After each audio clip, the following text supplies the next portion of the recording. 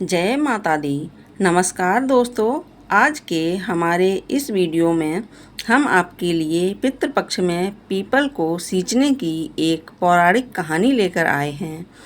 एक समय की बात है, किसी गांव में एक किसान रहता था जिसका नाम राजू था और उसकी पत्नी का नाम कमला था। राजू खेती करके अपना घर चलाता था, तो वहीं कमला ने अपने घर पर मवेशी पाल रखे थे, जिसे दूध दही का प्रयोजन हो जाया करता था। राजू और कमला को एक बहुत बड़ा दुख था कि उनके कोई संतान नहीं थी। दुर्भाग्यवश जब भी उनके कोई संतान होती तो वह अकाल मृत्यु को प्राप्त हो जाती थी।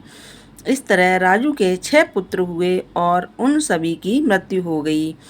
इस बात से राजू और उसकी पत्नी दोनों बहुत दुखी रहते थे।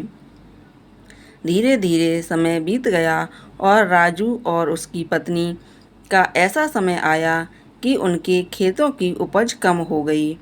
उनके घर के जानवरों ने दूध देना भी बंद कर दिया। एक के बाद एक दुखों से वह दोनों बहुत दुखी रहने लगे। एक दिन वह दोनों उदास होकर खेतों पर बैठे थे। तभी राजू की नज़र उसके खेतों में लगे पीपल के पेड़ पर पड़ी, जो सूख गया था। वह दोनों पीपल के पेड़ के नीचे खड़े होकर खुद के ऊपर आए एक के बाद एक बड़े दुख की बात कर रहे थे। बात करते करते वह दोनों जोर जोर से रोने लगे। इस समय वहाँ से एक महात्मा गुजर रहे थे। उनके रोने की आवाज़ सुनकर वह महात्मा उनके पास आए और उनके विलाप करने का कारण पूछा। महात्मा को देखकर राजू और कमला हाथ जोड़कर खड़े हो गए और उन्हें प्रणाम करने लगे। तब महात्मा उनसे पूछते हैं, तुम दोनों क्यों रो रहे हो? और ना ही तब कमला और राजू ने कहा, ना ही हमारे खेतों में उपज बाकी रही है। उनकी यह दशा देखकर महात्मा बोले, तुम चिंता मत करो, यह सब ठीक हो जाएगा। तुम्हारे खेतों पर लगा यह पीपल का पेड़ तुम्हारे सभी दुखों का नाश करेगा। अब से रविवार का दिन छोड़कर तुम सभी 6 दिनों तक इस पीपल के पेड़ को दूध और जल से सींचना तथा शाम के समय पेड़ में तेल का दीपक जलाना और रविवार के दिन दूध मिश्रित जल सूर्य देव को अर्पित करना। ऐसा करने से तुम्हारे ऊपर आया संकट कट जाएगा। ऐसा कहकर वह महात्मा वहाँ से चले गए।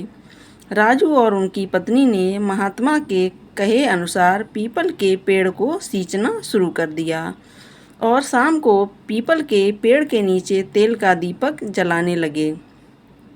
देखते ही देखते पीपल का पेड़ फिर से हरा भरा हो गया। खेतों में फसल लहराने लगी और राजू के पशुओं ने दूध देना भी शुरू कर दिया। 1 वर्ष के अंदर राजू के यहाँ फिर से एक पुत्र ने जन्म लिया। अब राजू और उसकी पत्नी बहुत खुशी थे। उनके जीवन में आए सभी कष्ट दूर हो गए थे। उनके घर में सुख समृद्धि और संतान का वास हो गया था।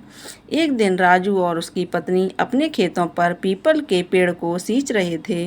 तभी उन्हें फिर से वह महात्मा के दर्शन हुए। अपने पुत्र के सहित उन्होंने उन महात्मा को प्रणाम किया और कहने लगे, प्रभु, आपके आशीर्वाद से हमें संतान सुख और संपन्नता प्राप्त हुई है। तो वह महात्मा बोले, यह मेरा आशीर्वाद नहीं बल्कि तुम्हारे पितरों का आशीर्वाद है, जिनका दोष तुम्हें लगा था। पितृदोष लगने से घर में संतान नहीं होती, कर्ज होने लगता है, घर की लक्ष्मी रूठ जाती है और दरिद्रता का वास होता है। अकाल मृत्यु का भय भी बना रहता है। इसलिए हमेशा अपने पुत्रों को खुश रखने के लिए पीपल के पेड़ की पूजा करते रहना। ऐसा कहकर वह महात्मा वहाँ से चले गए। राजू और कमला अपने पुत्र के साथ मिलकर पीपल के पेड़ को रोजाना सींचते रहे। जय पीपल देव महाराज की, जय पितृ देवता की।